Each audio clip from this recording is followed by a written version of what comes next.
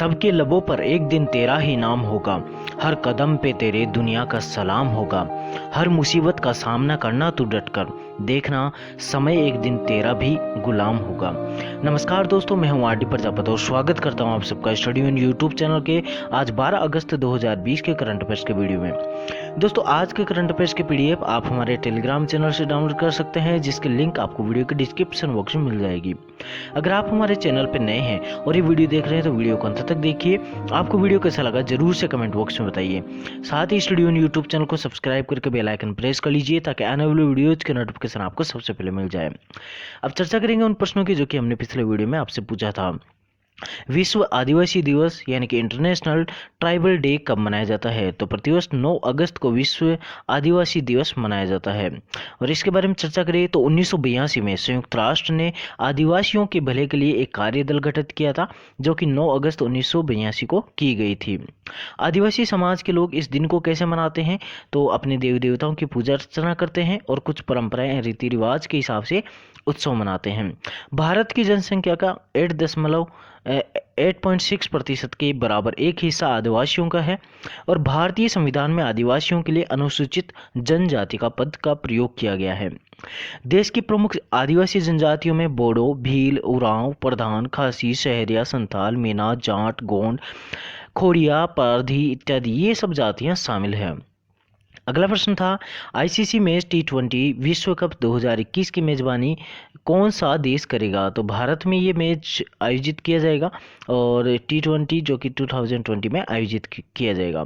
और साथ ही में कोविड-19 के कारण जो 2020 का T20 मैच स्थगित कर दिया गया था, उसको 2022 में ऑस्ट्रेलिया में आयोजित करने की घोषणा की गई है। आईसीसी ने महिला क्रिकेट विश्व कप 2021 को स्थगित करके साल 2022 फरवरी मार्च तक न्यूजीलैंड में आयोजित करने का फैसला किया है। आईसीसी की बात करें तो इंटरनेशनल क्रिकेट काउंसिल है और सीईओ है मनु साहनी, हेडक्वार्टर है दुबई में और प्रेसिडेंट है इमरान ख्वाजा। अब चर्चा करेंगे उन प्रश्नों की जो कि हमने पिछले वीडियो में शामिल किए थे उनकी। तो पहला प्रश्न था, भारत किस देश में क्वाकाश T20 सैन्य अभ्यास में हिस्सा लेगा? तो यहाँ पे जो सैन्य अभ्यास है कवाच 2020 वो रूस में आयोजित होगा और भारत भी उसमें हिस्सा लेगा। अगला प्रश्न था, हाल ही में प्रसिद्ध यहाँ पे सर्ली एंड ग्रो का निधन हो गया। तो ये लेखक थी और इनका हाल ही में निधन हो गया है। अगला प्रश्न था, महिंदा राजपक्षे किस देश के प्रधानमंत्री बने हैं? तो ये श्रीलंका के प्रधानमंत्री बने हैं और ये चौथी बार प्रधानमंत्री बने हैं। भारत ने स्वदेशी उत्पादन को बढ़ावा देने के लिए कितने रक्षा उत्पादों पर प्रतिबंध लगाया है? तो 101 रक्षा उत्पादों पर प्रतिबंध लगा दिया गया है ताकि स्वदेशी उत्पादन को बढ़ावा मिले। अगला प्रश्न था, विश्व जैव ईंधन दिवस कब मनाया जाता है?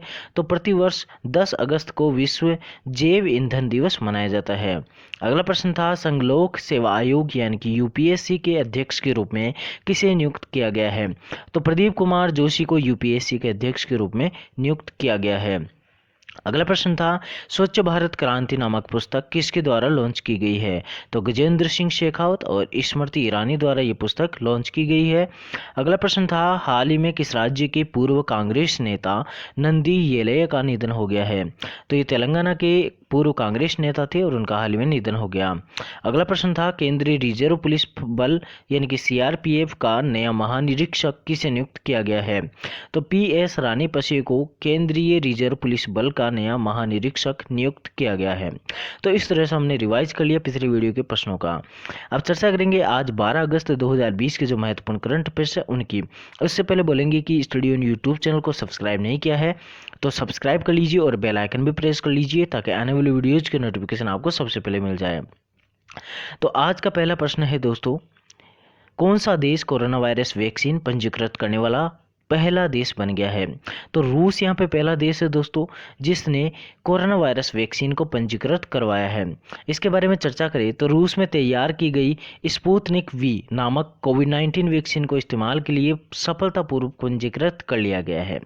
और रूस कोरोना वायरस वैक्सीन पंजीकृत करने वाला विश्व का पहला देश बना है। रूस के स्वास्थ्य मंत्रालय ने मॉस्को के गोमिया इंस्टीट्यूट द्वारा विकसित दुनिया की पहली कोविड-19 वैक्सीन के लिए नियामक मंजूरी दे दी है। और ये जो वैक्सीन है कोविड-19 परीक्षण के दौरान सभी मानदंडों पर खरी उतरी तथा ये कोरोना वायरस से पूरी तरह से सुरक्षा यानी कि इम्यूनिटी बनाए रखने का काम करती है। अगला प्रश्न है, national infrastructure pipeline NIP online dashboard का उद्घाटन किसके द्वारा किया गया है? तो एनआईपी ऑनलाइन डैशबोर्ड का उद्घाटन निर्मला सीतारमण जो कि वित्त मंत्री है हमारे देश की, उनके द्वारा लॉन्च किया गया है। ये जो डैशबोर्ड है भारत में बुनियादी ढांचा परियोजनाओं की जानकारी के लिए सभी हितधारकों के लिए वन स्टॉप समाधान के रूप में कार्य करेगा। ये जो डैशबोर्ड है वो आत्मनिर्भर भारत अभियान के तहत एक अच्छा कदम साबित होगा। National infrastructure pipeline online dashboard को भारत निवेश ग्रिड यानी कि आईआईजी पर होस्ट किया जाएगा। और भारत निवेश ग्रिड एक ऑनलाइन प्लेटफॉर्म है जो कि वैश्विक निवेशक समुदाय को देश में अद्यतन यानी कि यहाँ पर वह निवेश कर सकते हैं उनको अलाउ करता है और वास्तविक समय के निवेश के अवसरों के बारे में भी जानकारी प्रदान करता है। तो इस तरह से जो निवेशक है, जो विदेशी निवेशक है या फिर भारतीय निवेशक है, उनका एक प्लेटफॉर्म यहाँ पे तैयार हो गया है। उस प्लेटफॉर्म पर जो भी परियोजनाएं होगी उनके बारे में जानकारी मिलेगी, तो जो निवेशक निवेश करना चाहता है उसमें निवेश कर सकता है।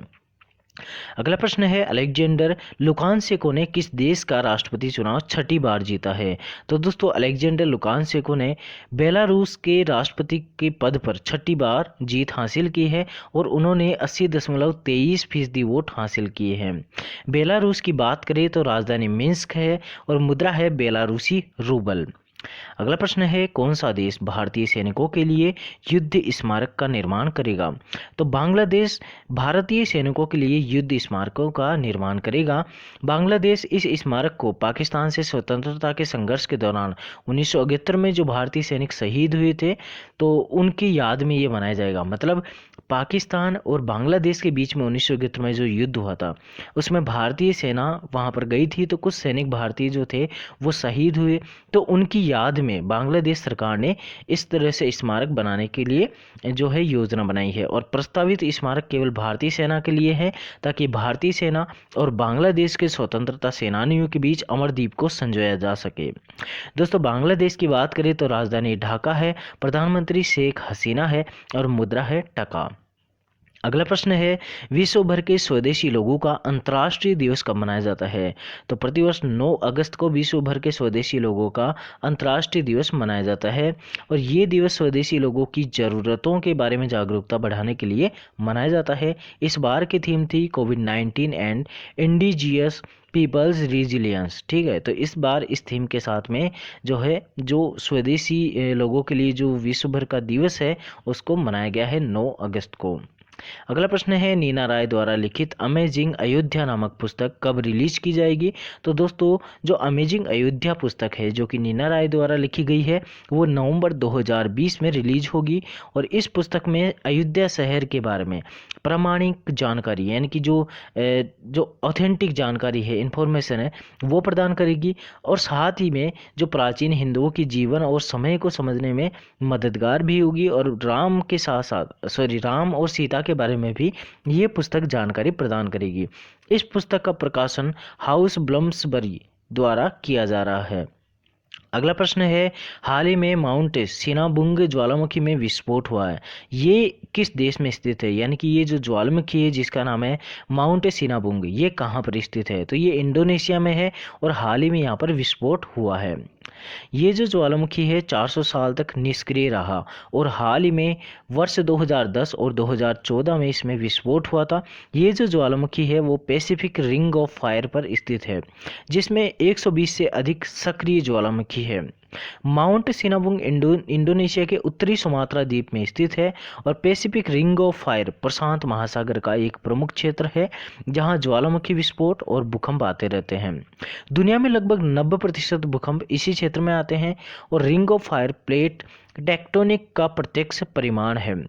भारत में एकमात्र सक्रिय ज्वालामुखी है जो कि बैरन द्वीप अंडमान द्वीप पर स्थित है।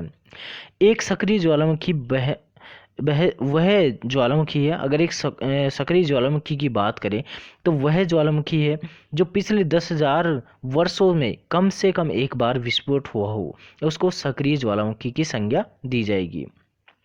अगला प्रश्न है, किस राज्य में इंदिरा वन मितान योजना को लॉन्च किया गया है? तो दोस्तों छत्तीसगढ़ में इंदिरा वन मितान योजना लॉन्च की गई है।